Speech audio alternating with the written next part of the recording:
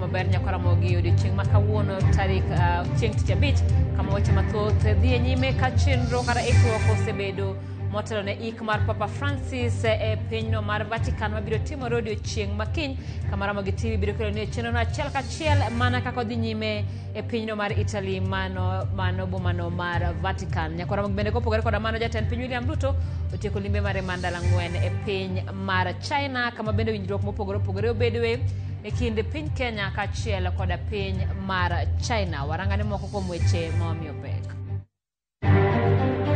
He was able to extend beyond his religion. He was able to see us all as humanity. We thank God that he left us with the ear of hope. He had the hope to enter to eternal life. We thank God. Jotelo mopogore mapacho ka ochope misamo gik mane obagi Holy Family Basilica Nairobi motelo ne ik mar Papa Francis odiochieng' makiny. Omera to ikoro Nyasaye osekawo oseike kucha. Pauline tok nodhi kucha kaka ng'ama tuo. Nodhi mana kaka ng'ama odhi rito. Donge Pauline koro nyalo duogo dala. Baba nokona moriere tir. Gimilamo kacha onge. Dichuo moro manyo nyamin mare mowacho ni pok gineno nyaka ne odonje kanisa mar Melkio St. Joseph Mission of Messiah higni 20 mokalo. When Mr. James Orengo talks, he's talking on the basis of an MOU between ODM and UDA. Orengo has not committed any crime. He's got a democratic right to say what you say. Ogai mar ODM Raila Odinga odok ne Gavana ma Siaya James Orengo ewi chung' mare ewi tudruok mar ODM kod sirikand Kenya Kwanza. Walore mondo kiny gokinyi wadwa chako ywe kibuye, wadwa golo takataka te, wadwa golo gik ma ji ogere kor drainage go, wadwa go yath kanyo. Jatend boma ma Kisumu Bala Wanga olando loro kuom kinde chiro ma Kibuye mar chiwo thuolo keto ler mar geng'o landruok mar tuoche. Machiegni Nyakaramogi tudri kodwa na boma marote machuok manari adek auchiel nono bende yudwe mbui mopogore mag oganda wadora achiel kachiel mbui mar Facebook, mbui mar YouTube, mbui no mar Instagram kachiel koda mbui mar X gi mbui mar TikTok nyinga Simfros Okinda jaloko maro en Elizabeth Otieno. Tako ni rumbi maglet kod kuyo podo kwako gweng' ma Upanda e sub county ma Ugunja to kane familia mar ja ochiko wang' morumo e odgi chieng' tich adek. Anyuola no sani koro bi oseyo ne obila kuom yulo e tijgi kata bedo ni doho to ne oseyango ne gi loch. Mana kaka jafwambo marwa Millicent Adhiambo lero no chich maduong' e masira no omaki kar dak ma Kibra, Nairobi.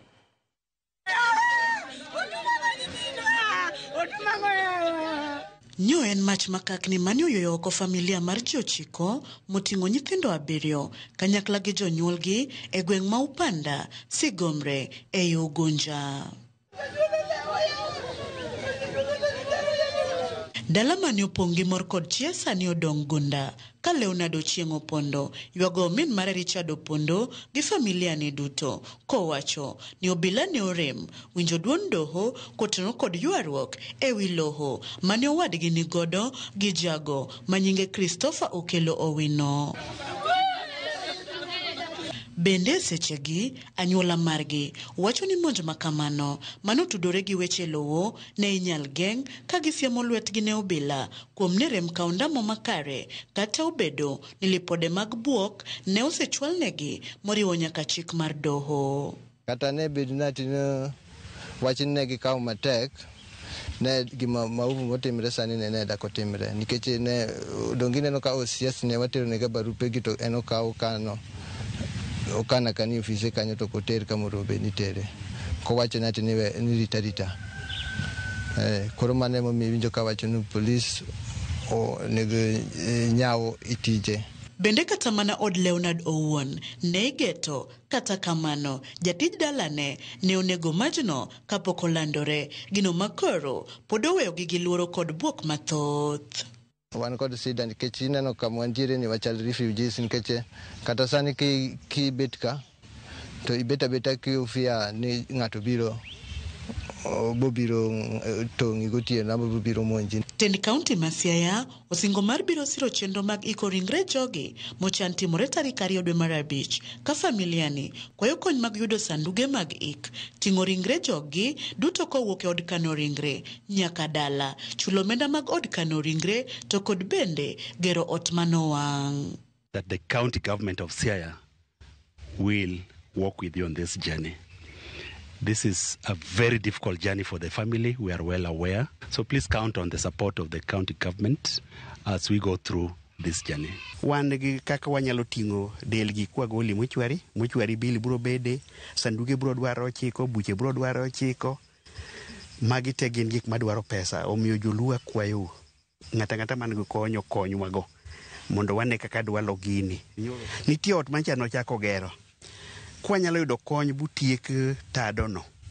Wanyalo go erokamano. Magi timore e sama chich maduong' mitudo kod nek makoch mar ji 9 go ne omaki e kar dak ma Kibra e kaunti ma Nairobi. Patricia Yegon maen sub-county commander ma Kibra oyango ni Christopher Okelo Owino jegni 56 nyogogono e ode mayudore Kianda kama ne apisas mag okwach kich nyoyude kochiemo gi nyithinde.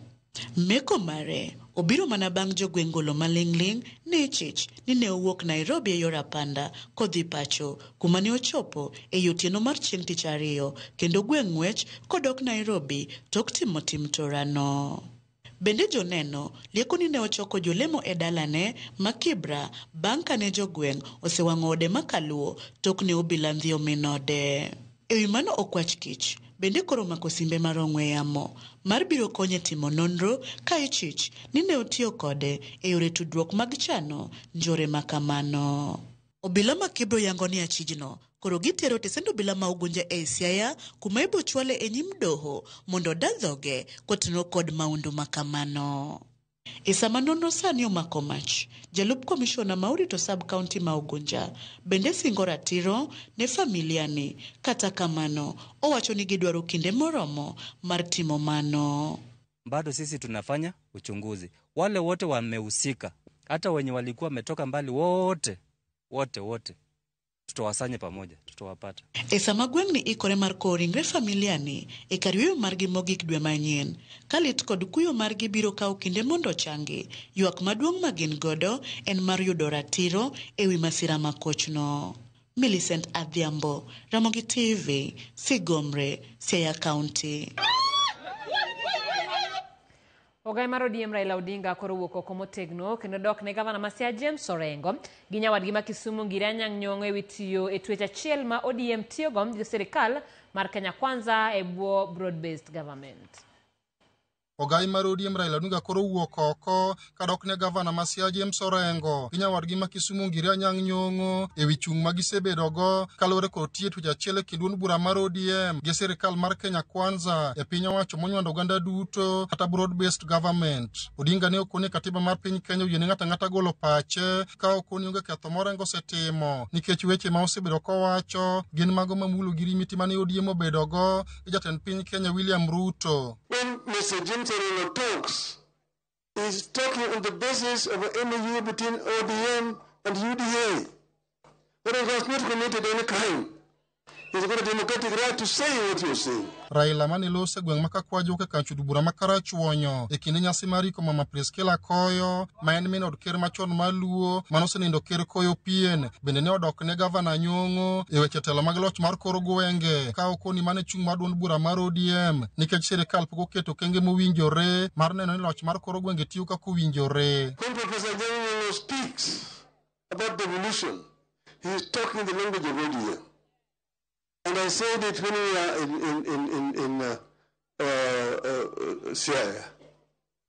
The devolution was the most important feature of this new constitution.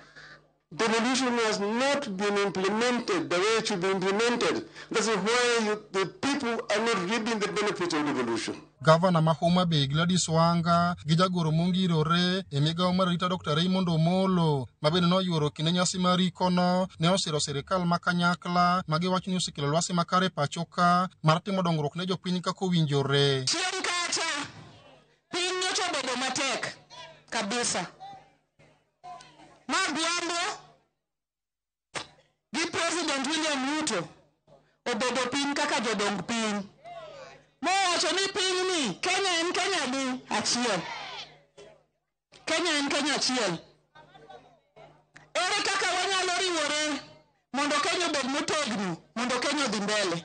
But I want to appreciate the leadership that His Excellency, the Right Honorable Prime Minister, has shown. One, for being very deliberate and reaching out to His Excellency, the President, and sitting and asking what is the best way to take the country forward. And because of that leadership that is shown, we are where we are today. Kama kukum jod bura magodie mano yuoro kinde nyasi no bende ne opako Odinga kuom yetiyo kanyakla gi jatend piny Kenya William Ruto ka gikoni pod gibiro siro gi motegno mondo mi gimed tiyo kanyakla. Baba, when you speak, we respond. Baba, recently you gave a strong voice on Parliament. And I want to assure you, Baba, that Parliament is a very strong institution that only you can oversight Parliament. And gadieri, ni kawaneno gigo makoro duwuok e kor piny, kawaneno latin makoro ndong'nwa, and gadieri ni koyo pion donyiso wani Raila Wuod Odinga iketo jaluo kama ber. Party mare, the largest in Africa. Party mare, party mondo, enye party mawantiere, tomatoka chiem mawantiere godo, mose provide leadership, mokelo devolution, mokelo morieyo piny, en mana ODM. Alia Beach, Ramogi TV, Homa Bay. Anyola moro koro manyo watgi mane leme kanisa ma Melkio St. Joseph Mission of Messiah in Africa maidore Rongo County ma Migori. Anyola no nolero ni watgi ma Pauline Adhiambo nowuok dale higa mar 2002 kendo pok giloso kode kuom thuolo mar higni mokalo 20. Jafomarwa Efi Nyakidi lero mathoth. Ndalo manok tok piny owacho ka okang' mar loro kanisa mar Melkio St. Joseph Mission of Messiah in Africa e boma mar Rongo, familia mar Pauline Adhiambo koro wuok oko mar manye kade giher ng'eyo chal mare. Michael Oyugi ma en owadgi Pauline lero kaka nyamin-gi nowuok dala higa 2002 mar dhi konyo rito wadgi Pascal Adoyo mane tuo kendo notere kanisa no mondo lemne. Pauline nodhi kanotere gi jonyuol mondo dhi orito omera mane tuo. Omera niluongo ni Pascal Odoyo Anyango. Ne en gi tuo mar ndulme. Koro kano otere kanisa kacha to jonyuol noneno ni ok onyal bet kende nikech ong'ama gore piny. Koro yudo ka Pauline ne dala to giwuoyo gi Pauline noyie nonyalo dhi dak kode. E higa 2004 owadgi no nowito ngimane kendo noiki aluora ma kanisa no kaluwore gi chike kanisa no.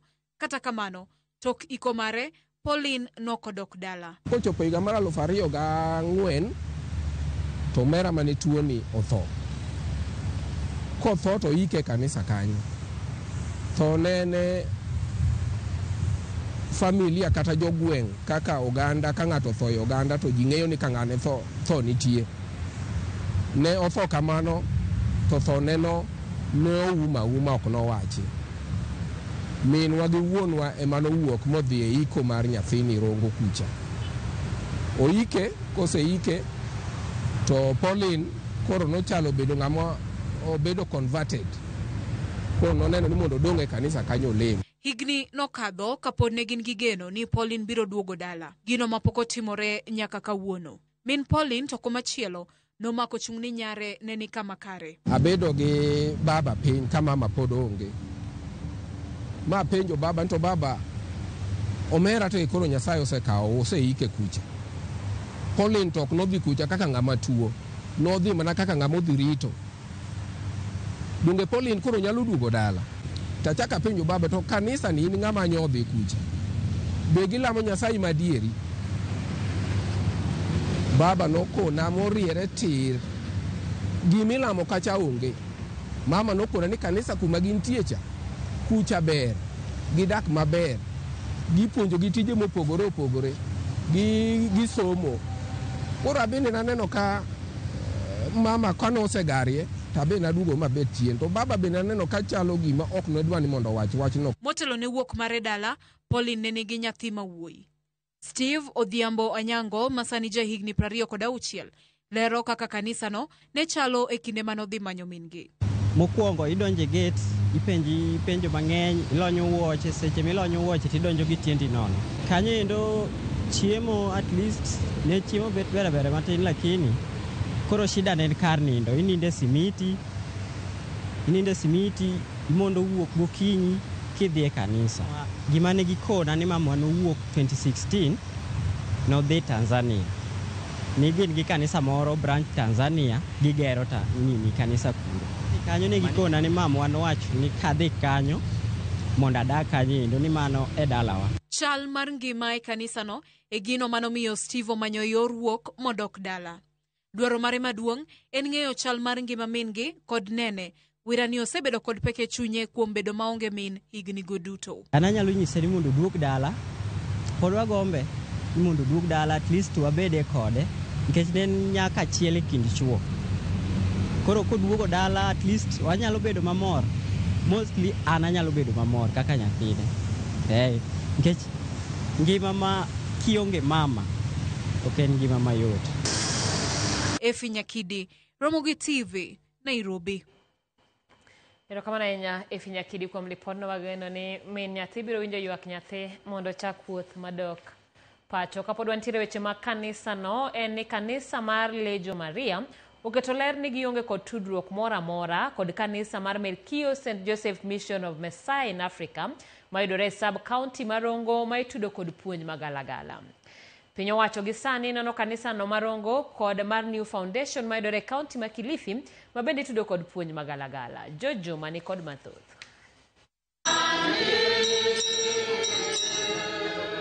E seche ma piny owacho dhime kod nonro ne kanisa no mar Melkio St Joseph Mission of Messiah in Africa ma itudo kod puonj magalagala e kind ketho moko. Jokanyo ma kanisa no mar Lejo Maria koro keto ler ne gionge kod tudruok moro amora kod kanisa ni. Yunge joma wacho ni Lejo Maria nyowi ko ng'ato rongo koro ung'e ni machok Lejo Maria gin gi nyinge gi kendo giwacho ok giluong nying Lejo, giluong ni St Joseph Melkio. Kanisa miwuoye wiye ok en Lejo Maria, en kanisa ng'ato binafsi ma bende sirikal nigi teko mar dhi chunguza mondo ng'e to bet registered koto ko bet registered. E twak mar gi log tito mar kanisa mar Lejo Maria mode god Kweru e kaunti ma Migori, jokanyo mag kanisa ne ka otele kod papa mar kanisa ne Lawrence Ochieng owacho ne kanisa mar Lejo ong'ere kod puonj makare. Nikech iwacho ni Lejo Maria gin joma ok odhi osiptal. Ta chiwo kaka ranyisi ni an awuon gik mating'e lwetagi gin ga oboke ma wuok go osiptal. Mama eni to yath momiya ma pod be an pod amwonyo. Moreno kata wan orachnwa mondo mi jomoko kaw jotuo to gidhi giketi to tho kanyo, mano ok wan go. Tend kanisa no mar Lejo Maria wani piny wantie kod nyalo matim nonro ne kanisa moro amora mantie kod puonj magalagala kendo kaw okang' mar chik. To jok matimo investigation mondiko joma timo investigation gi sirikal giber machiegni gi churches kuno ma gintie kik giwewa nwale malema to ok gikelo jomoko mang'iyo ga conducts magwa. E pindu ka wachako nong jomoko machalo Shakahola kuma ni chama wach mana jotimrecha omiyo ka gini timre kama gambo ka Irongo ka to sirikal mar county ma Migori onon gini. Tadiera man kende ok wanyal support richo gima joka timo to rach. Ka opogore kod kanisa ni mar Melkio St Joseph Mission of Messiah of Africa mode sub kweno Marongo ma bende piny owacho loro kendo jokanyo magi marom 57 odin ne gi rumand kuom ndalo 30 kawe kod chik mane ogol kod doho. Piny owacho bende dhi nyime kod tim nonro ne kanisa no mar New Foundation mayudore e kaunti ma Kilifi. Kanisa ni olor ka jatende Abel Kahindi bende osemaki kod obila kendo timone nonro kaluwore kod lipot mayango ne nitiere ji ma osewito ngimagi e kanisa ni ka odhi manyo chang. Pastor mwenyewe sasa ako katika mikono ya serikali. Kuna tetesi kwamba katika ile unduma yake kuna waumini wameweza kupoteza maisha yao. Pandani wakati nikiwahudumia hawajapoteza maisha, isipokuwa kuna mmoja alipokuja hapa alilala siku ya pili ndio akaga kabla hata sijafika hapa kanisani. Tendari tekwe makilifi wachina gichich nentiri puny magalagala e kanisa ni Man New Foundation nikech kata manjeta ni kanisa ni onge kod muma. Kushangaza ni kwamba yeye hana Biblia, ndio pastor wa kwanza kuona kwamba anjambeba Biblia. Pastor natumia Biblia lakini mahali nimetolewa sikujua hata nitafika kanisani. Ndio maana nimetoka hata bila Biblia. Sikujua kwanza nitakuja kanisani. Tendari tekwe makilifi bende wacho nie kanisa no nitiere yien moro mabende jotuo modhi kanyo mantiere koteko mudho kata jochiende koriketo ne nyaka idhi yien no ni mondo eka teko mudho wuok kuomgi. Amini sana katika mti wa uzima. Huo mti wa uzima mnaona ni huu mti ambaye uko hapa, ambao sasa waumini wale wamekuja na ni kama wamepangawa ama wako na mapepo wanapanda huo. Ni kwa sababu wanaokuja hapa wana mapepo.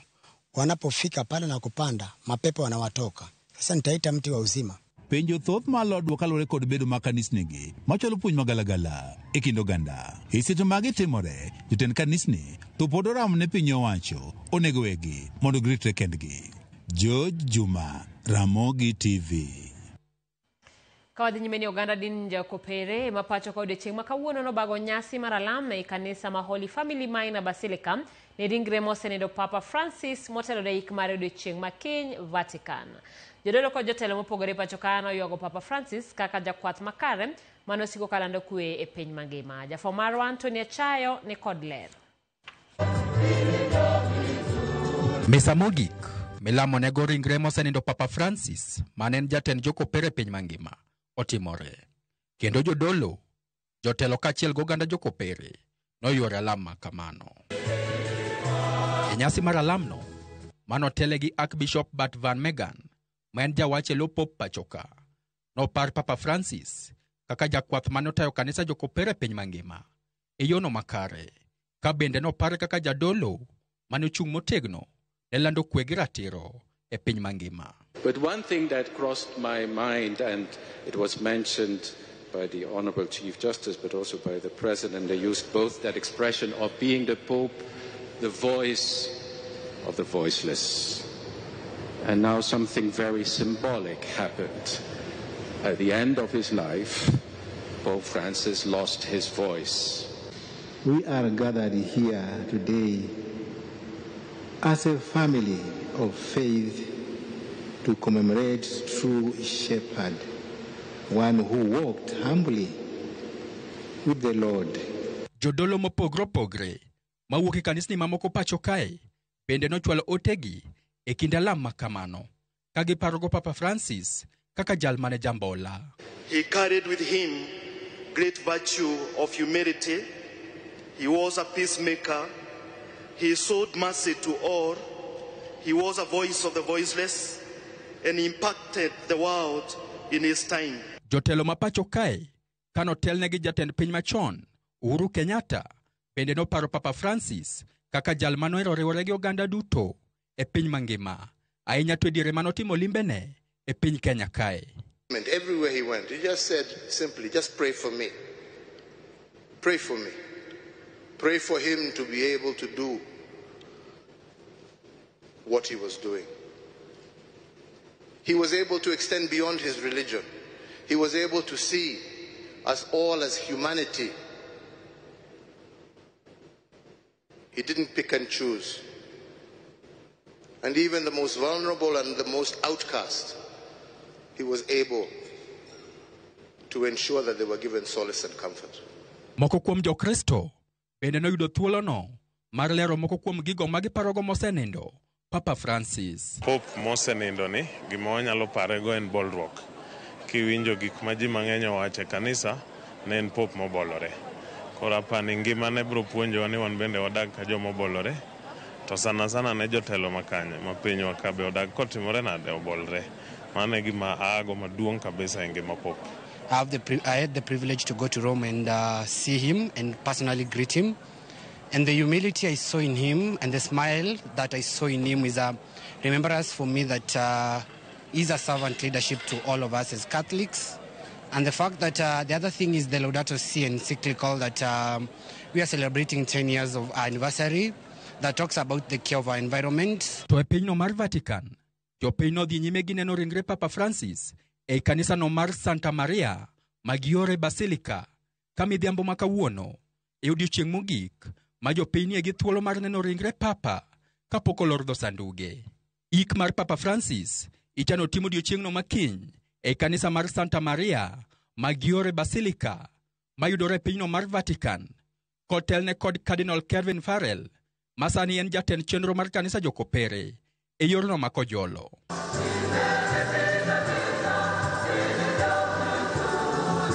Antonia Chayo, Ramogi TV.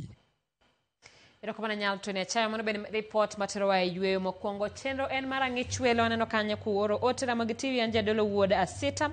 Awinjo maler Eldoret Rangas, Ramogi e chuny luo an Asam ma wuod Asita Eldoret. Ramogi TV an Lawi Adore an Renya en Ramogi TV yo makare an kod jodalana. An Martino Ching Lago kawuok Rueya en Ramogi TV makare kan gi mama na nya Lago kanisa no onego lor kabisa manok Nyasaye magitimo no. Ramogi wawinji maler kawan kod japuonj Johannes Adea gi mama Plista Awuora weche manyien chopono maler e gwenge mag Bondo an Rogers Roy Awuora mar Barkowino ayie kod jo Ramogi TV an Muche Samuel in Nakuru Jauyoma Kukwiri PO Box Nilima via Europe ore Kisumu. Erokamano Ramogi TV neno maber kendo maler. Desmond Uma kawuok Awendo an Sara kawuok Migori Nyatige Sub County Newsmate. Kata kamano wamedo oro ote maglit kod kuyo ne joko pere kuom tho mar Papa. Sa 1:14 kik idhi mabor pod wan gi weche mathoth.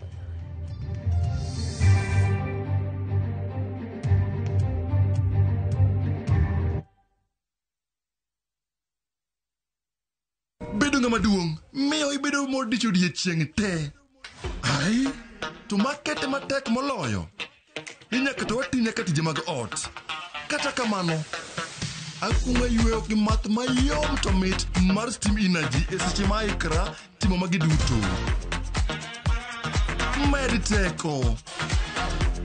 Gamuya ke yweyo mana gi math mar Steam Energy drink. Power up, game on.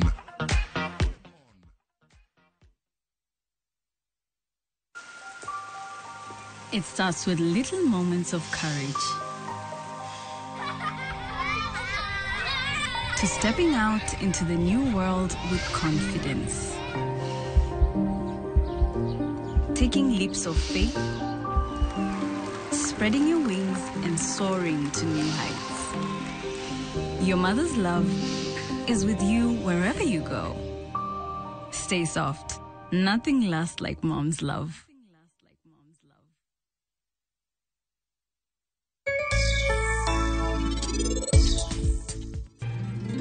Wow, tasty. Yawa, kodi ni timango? Enango marach kodi. Donga se nyisi ne anadenya hinya. Winja, ini bro toka poni chamo lemo man gi sumgi.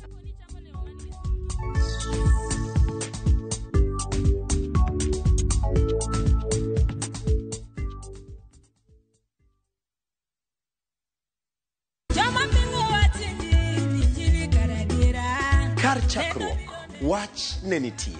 Wach ne nigi Nyasaye, kendo wach ne en Nyasaye. Jumapil e chenro majiwo yieni, chenro maketo chunyi machiegni gi Nyasaye. Juma ka juma wakeloni wach man gi teko, wach makelo geno. Ma oken shoya, ma en kanisa, mae wach Nyasaye. Ka wariwore kachiel kod jotich Nyasaye mamoko, mochiwore, mowal kendo mogwedhi. Okodeo hiki kit chwech kata kanisa ni. Injili kalo. Kokelni kod an jatich Nyasaye Ben Otiende. An Roda Nyarko Kitmo. An Ken the DJ.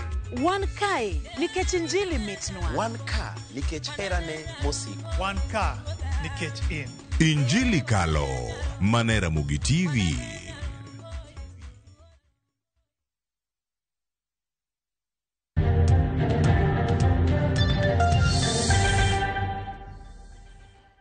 Machiegni kendo jobero abiriyo okinde kod jotim nonro e ringre jomotho maoinga paka bich mawuok e piny owacho otimo nonro ne ringre MCA ma Kariobangi North Joel Munuve Kimanzi mane owito ngimane apoya chieng' tich ariyo mar jumani. E twak jofwambo kar kano ringre mar Lee Funeral Home, jabero mar sirikal Laktar Johnson Oduor mane otelo ne bero no oyango ni Joel Munuve ne owito ngimane nikech nok mar muya e dende. Isaac Okech ni kod siganano. Rumbi kod kuyo okwako kar kano ringre joma otho mar Lee Funeral Home e boma ma Nairobi, kama bero itime ringre manen MCA ma Kariobangi North Joel Munuve Kimanzi mane owito ngimane chieng' tich ariyo jumani. E bero mane otelie kod jabero mar sirkal Laktar Johnson Oduor oyango ni Munuve ne owito ngimane kaluwore kod nok mar muya ma oromo e dende. From external examination, we saw that he had what is called cyanosis. Cyanosis is a darkening of the lips and the fingernails, and this is seen in people who for some reason are not getting enough oxygen into the body. The main finding were in the lungs. There's a blood vessel called pulmonary artery. This is a blood vessel which blood pass from the heart to the lungs to get oxygen. Laktar Muturi achiel kuom jobero bende omedo ni Munuve mane otuore jumbe ariyo ma okalo ne oyud ka adundo ne okuot, ka gudruok mar remo e ler mane oyudi en gino matimre ahinya ne joma mine kopogore kod joma chuo.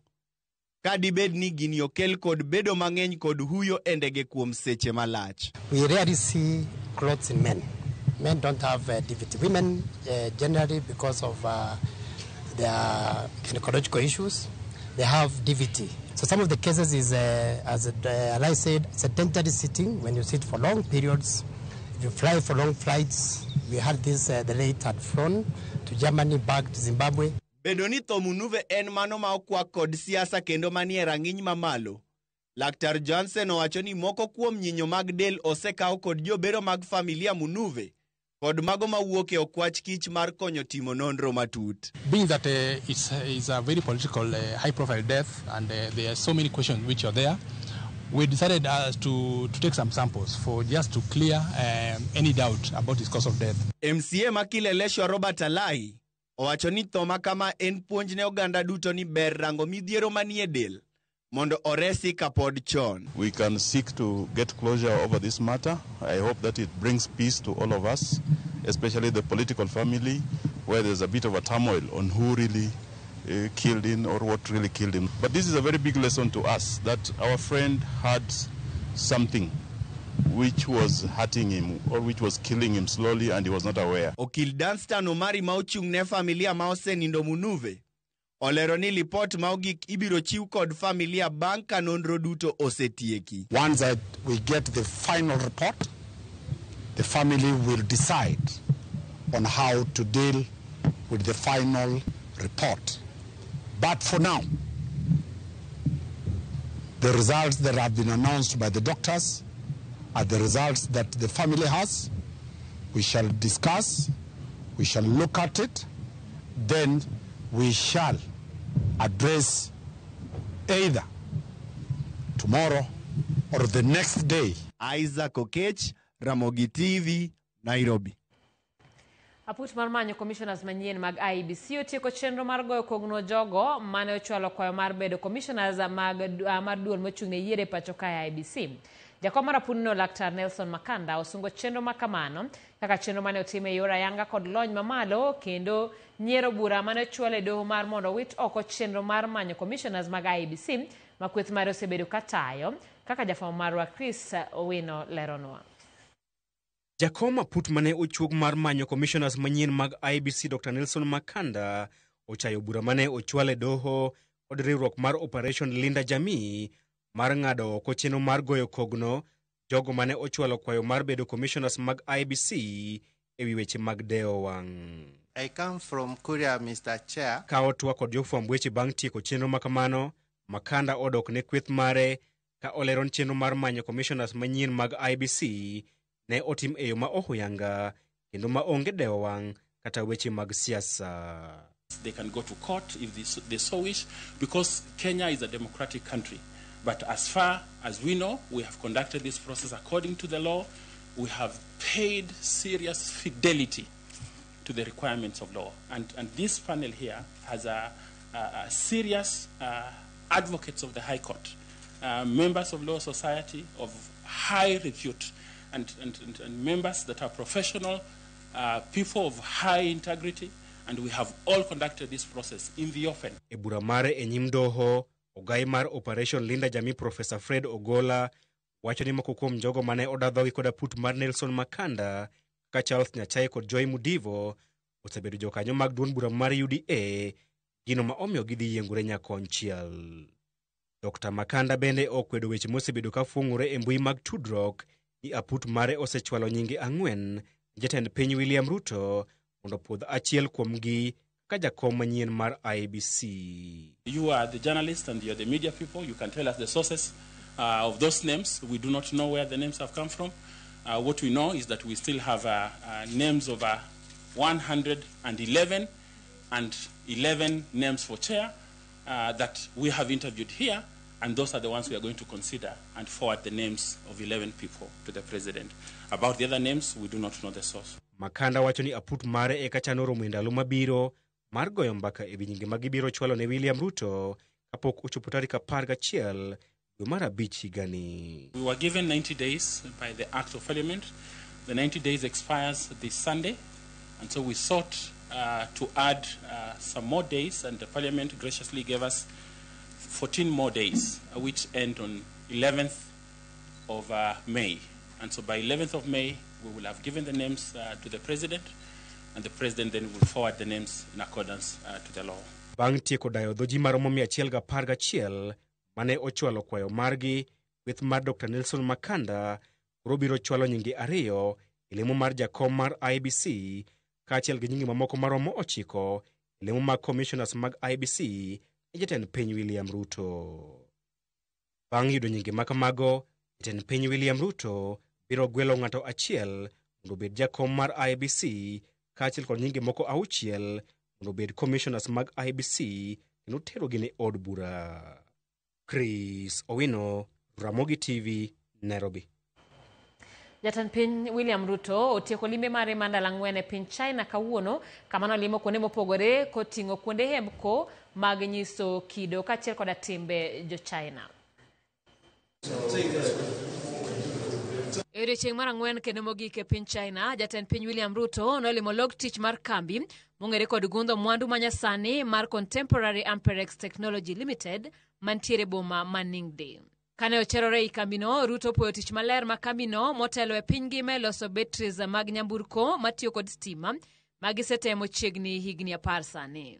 Tiyo kod lony manyasani kod teko maler osekelo lokruok maduong' e sekta mar wuoth kendo gero kembe kod ohelni morwako chenro makama makoro konyo bende e rito alwora. To kanyo, jatend piny bende nolimo kar tiegruok mag timo nonro e wi gedo mano mantiere bwo kambi gedo mar Fujian Construction Investment Group mantie Fuzu. So I'm deeply encouraged by the modernization journey of Fujian, and it represents many of our neighborhoods. Kambi osegero gik mathoth e Kenya ka kamoting'o apaya matar bokochopo Moyale mantiere Marsabit kaachiel kod ot mar Central Bank of Kenya Pension Fund Office Block. That I have seen, and how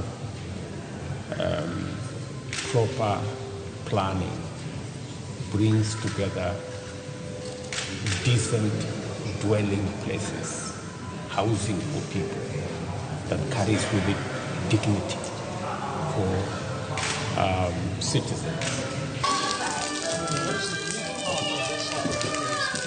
Ruto tieko limbe mare China elimo kar hemko manyiso kido kod timbe jo China e district mafuzu manyiso bende kit dak mar jo China e kinde telo mag Ming kod King. Ruto notene limbe mare kod min ode Rachel Ruto, jatend joten migepe Musalia Mudavadi, jambetre mar Kenya e piny China Willy Bet kod jambetre mar China e piny Kenya Guo Haiyan.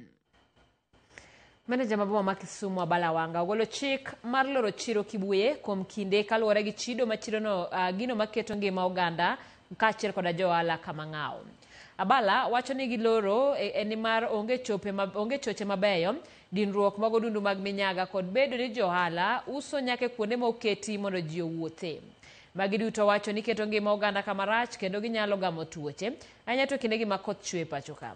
Gisani olore mondo tim ler e chirono moting'o choko taka, gundho choche kod goyo kogno jous chiemo maneno ni giloso chiembgi e lwasi moluwore gi pend chike matayo ngima mag oganda. Joalago koro kuom kindeni biro bedo ka uso e chichni mamoko kaka Uru Market, Jubilee, kachiel kod Chichwa.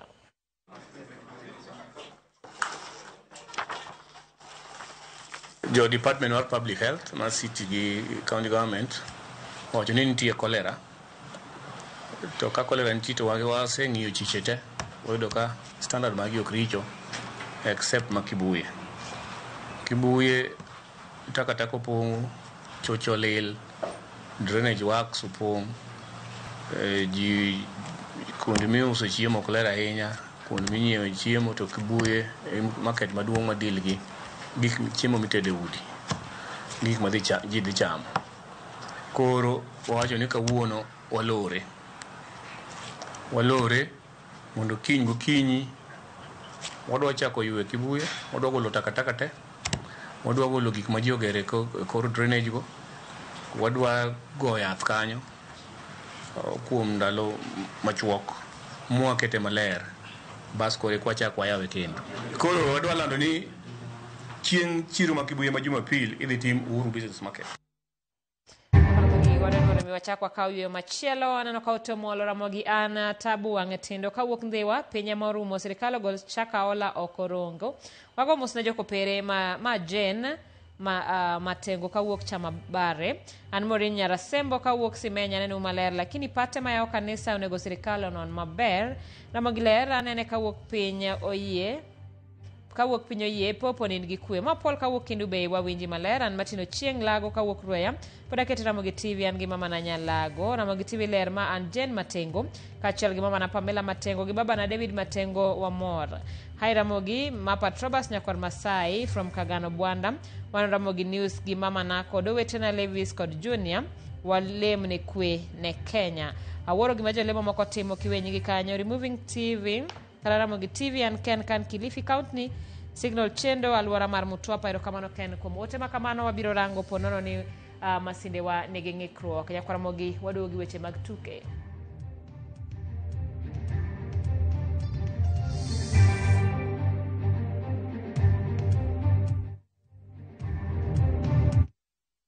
The moment you've all been waiting for.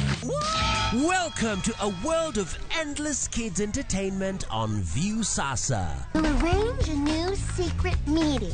Now I understand everything. Pretty awesome, right? That is so cool, man. And it's lots of fun.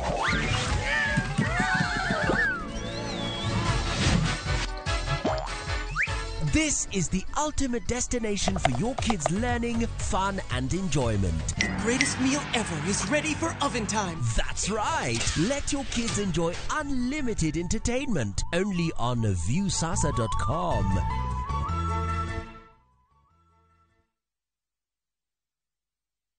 Nyakwar Ramogi, Kenya Eratiel. Raila has a space to say what Gima Jakom Dwawacho. The opposition, nothing like a Supreme Court. Oliet, Nyakwar Ramogi.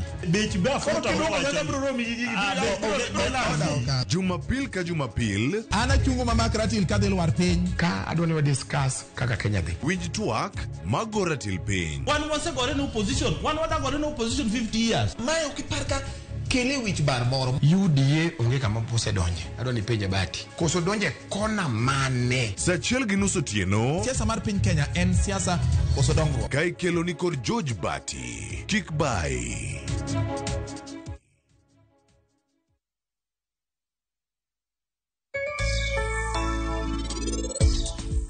Wena kuno. Change is inevitable, my friend. If you don't want change will change you. Can't you see? Yeah, I'm his very close friend. Wano kichwa dwa trusty. Koso inbo kwinyi wach ka Eutychus. To enure maja ode. Odhi biro, dongi nyarite. Dada wewe tika nyoso moga, tika rwako moge pepiena. Koni Jerusalem. Sani onego bed gi ng'ato machiegni kodi. An kidwa wuoyo koda either nyalo wuoyo kodi oko kati manya kamoro kati ofisa moro awuo kodi.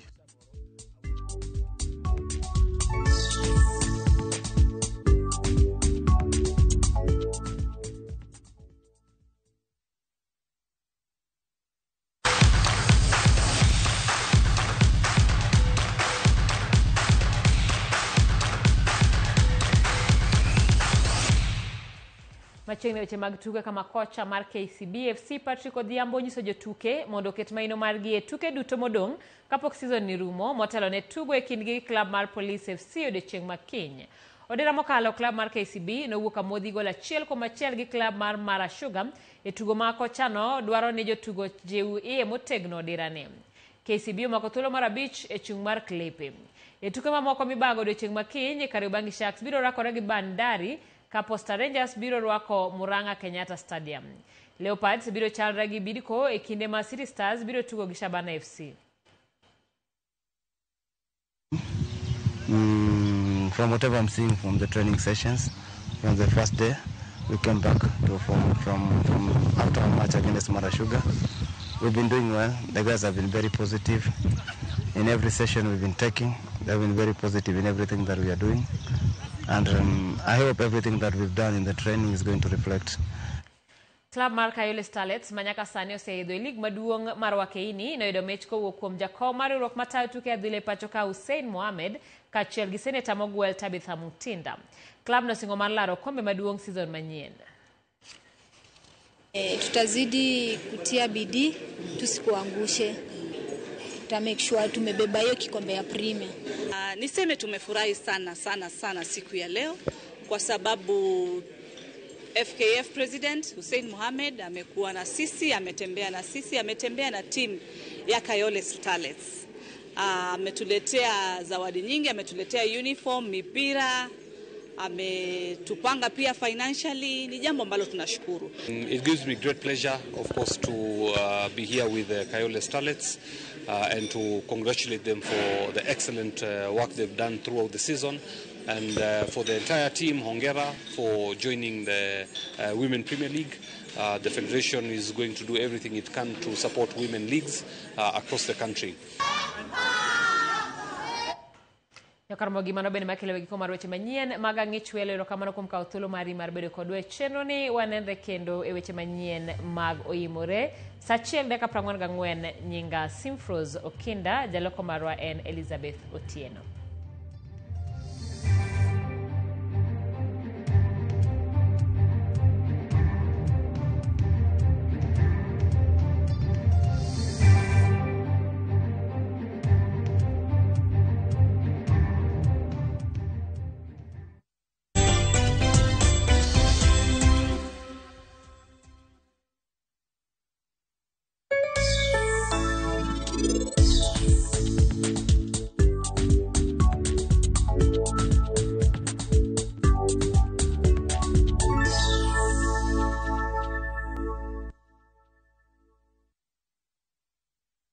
Royal Mabati Factory Limited, dukani achiel kende miyude rang'iny mamalo mag